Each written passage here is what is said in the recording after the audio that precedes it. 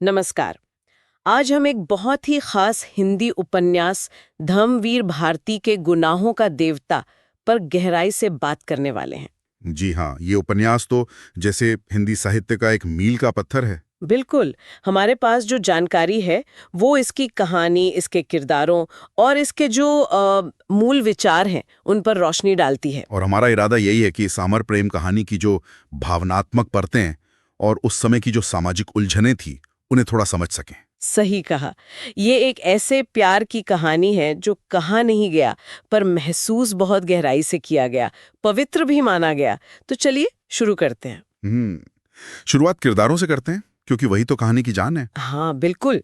सबसे पहले चंदर मतलब चंद्रकांत। वो एक होनहार छात्र तो है ही, पर उससे कहीं ज्यादा जज्बाती और बहुत सोचने वाला। बिल्कुल, उसकी यही संवेदनशीलता कहानी को आगे बढ़ाती है। और फिर है सुधा, डॉक्टर शुक्ला की बेटी, खूबसूरत, उतनी ही भावुक और समर्पित। और डॉक्टर शुक्ला जो सुधा के पिता हैं, हम्म, वो चंदर के लिए एक तरह से गार्जियन जैसे हैं। जी बिल्कुल, संरक्षक। और हाँ, बिंदिया और पम्मी जैसे दूसरे पात्र भी हैं।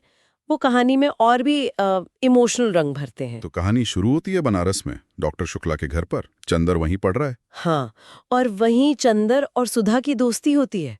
और ये दोस्ती कब एक गहरे मतलब बिना कहे प्यार में बदल जाती है, उन्हें खुद भी ठीक से पता नहीं चलता। यहीं से तो असली कश्मकश शुरू होती है। वो प्यार जो है, पर कहा नहीं जा सकता। सही। और ये संघर्ष बहुत मार्मिक है। समाज के नियम, रिश्तों की एक मर्यादा, एक नैतिक बोझ सा, ये सब उन्हें रोकते हैं। ये जो अप्रकट प्रेम है, बिना कहे वाला एहसास, यही कहानी का दिल है। बिल्कुल। और इसी के बीच वो बड़ा मोड़ आता है, सुधा की शादी। अपने पिता की इच्छा रखने के लिए वो किसी और से शादी कर लेती है। उफ, तन से कहीं और, मन से चंदर के पास। ये बात चंदर को अंदर तक हिला देती होगी। बुरी तरह से। यहीं से वो खुद को गुनाहों का देवता मानने लगता है।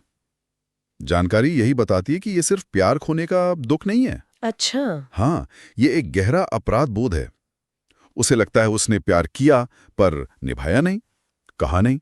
शायद वो सुधा के दुख की वजह बन गया।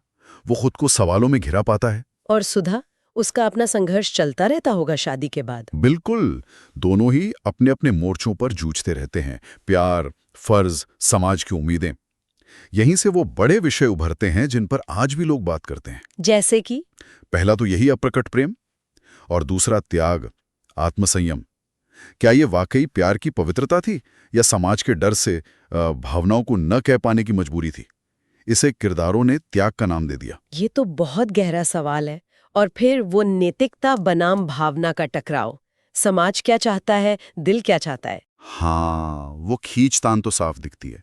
और सामाजिक बंधनों के सामने एक व्यक्ति का अकेलापन, उसका एक तरह का मूक विद्रोह। आवाज नहीं उठा पाते, पर अंदर ही अंदर संघर्ष चलता रहता है। उपन्यास की एक लाइन है जो बहुत मशहूर है और शायद सब कुछ कह देती है। प्रेम वो नहीं जो पा लिया जाए, प्रेम तो वो है जो होकर भी अधूरा रह जाए। इसके बारे में क्या कहा गया है? कहा गया है कि ये पंक्ति उपन्यास की आत्मा है। ये चंदर और सुधा के रिश्ते का सार है। उनका प्यार पूरा नहीं हुआ, पर अपने अधूरेपन में ही वो मुकम्मल और पवित्र लगता है। मतलब प्यार का हासिल होना ही जरूरी नहीं है। हाँ, उपन्यास यही दिखाता है कि सच्चा प्यार कई बार त्याग में, दूरी में और भी गहरा हो जाता है, एक अलग तरह की पवित्रता पा लेता है। शायद इसीलिए इतने सालों बाद भी ये कहानी लोगों को अपनी सी लगती है। ये अधूरे अनकहे रिश्तों को भी एक पहचान देती है। बिल्कुल, ये हमें प्यार के एक अलग रूप से मिलवाता है, जहाँ खामोशी, दूरी, समर्पण ही उसकी ताकत बन जाते हैं। चंदर और सुधा की कहानी उन बहुत से लोगों की कहानी लगती है जिन्होंने ऐसा एहसास महसूस किया है। तो इस पूरी बातचीत के बाद सुनने वालों के लिए सोचने को क्या रह जाता है? एक अहम सवाल, क्या प्रेम की सार्थकता हमेशा रिश्ते के पूरे होने या सामाजिक स्वीकृति में ही है, या उसका वो मौन, वो अधूरापन, वो कसक भी उसे उतनी ही गहरी और मायनेदार बना सकती है? हम्म। और आज के समय में भी अपनी भावनाओं और समाज की उम्मीदों के बीच वो संतुलन कैसे बने, ये सवाल तो शायद हमेशा ही रहेगा। विचार करने लायक बात है।